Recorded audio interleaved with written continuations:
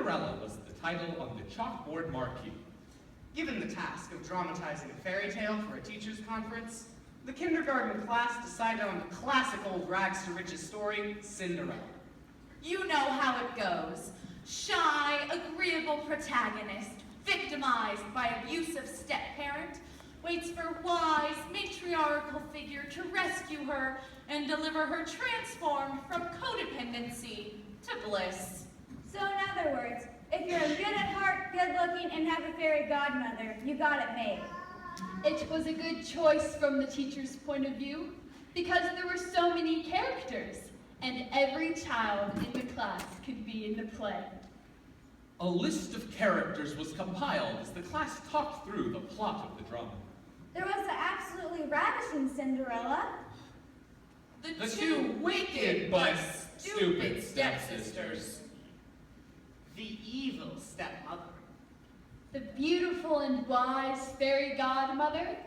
The pumpkin. Mice. Coachman. Horses. King. All the people at the king's ball. Generals. Admirals. Knights. Princesses. And of course, that ultimate object of fabled desire, the prince. Who, if you really recall, was only a salesman, interested in pushing his inventory of glass slippers. The children were allowed to choose roles for themselves. As the parts were allotted, each child was labeled with felt pen and paper, and sent to stand over on the other side of the room while casting was completed. Finally, every child had a part. All except for one. One small boy. Ray. A kid who was somehow different from his classmates. Not weird, mind you, just different in the way he looked at things. You see, Ray was always thinking, and like so many misunderstood but great thinkers, Ray was teased a lot by his classmates, causing him to live on the fringe of kindergarten society. Well, Ray, Said the teacher. what are you going to be? Well, I want to be the pig. Pig? There is no pig in the story of Cinderella. Well, there is now. Ray did not relate to being a footman or a mouse or a pumpkin. He knew his character. Pig. He was not about to give up his part in the play to stand along the wall like a loser would stand. He intended to participate wherever pigs fit into the scheme of things, without giving up dignity or identity. He took it for granted that there was a place for pigs, and that the teacher would know that.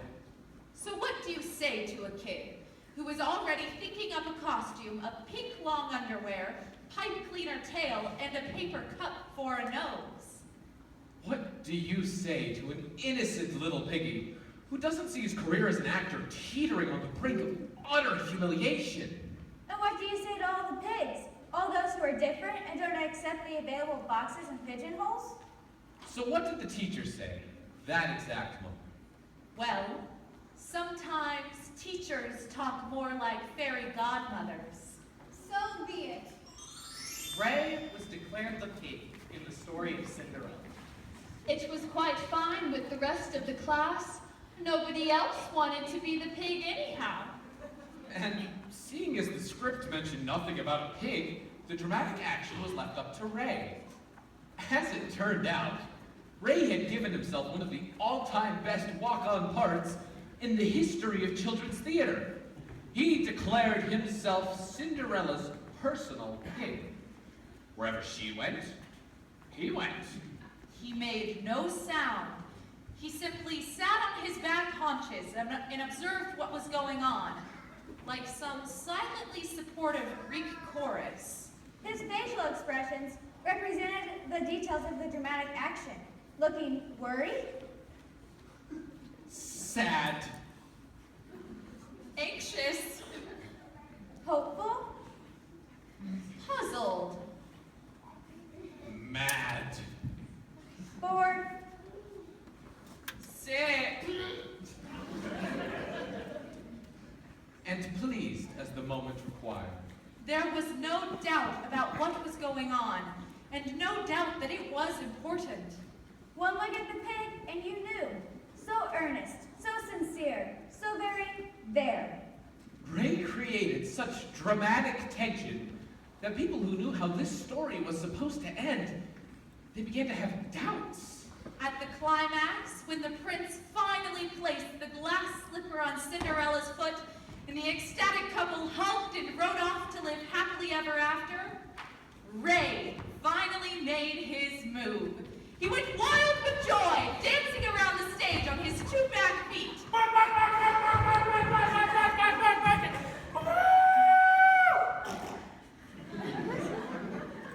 And barking like a dog.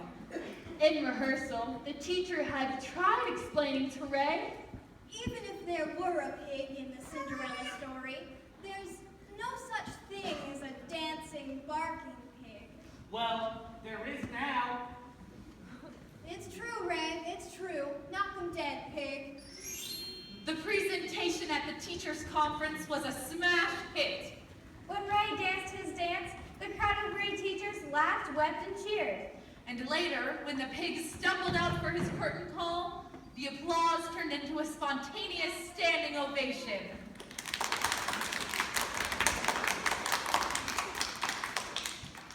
The teachers realized that the real Cinderella wasn't the girl with the button nose and blonde hair, but Ray, the barking, dancing pig.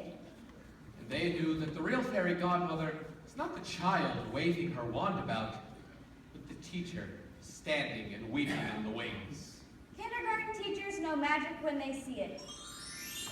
Well, the kindergarten class had many invitations to come and perform their highly acclaimed production of Cinderella. Sometimes the teacher would have to explain what it was about the performance that was so unique. It has a pig in it, you see? Oh, really? Yes. The star of the show is a dancing, barking pig. But there's no dancing, barking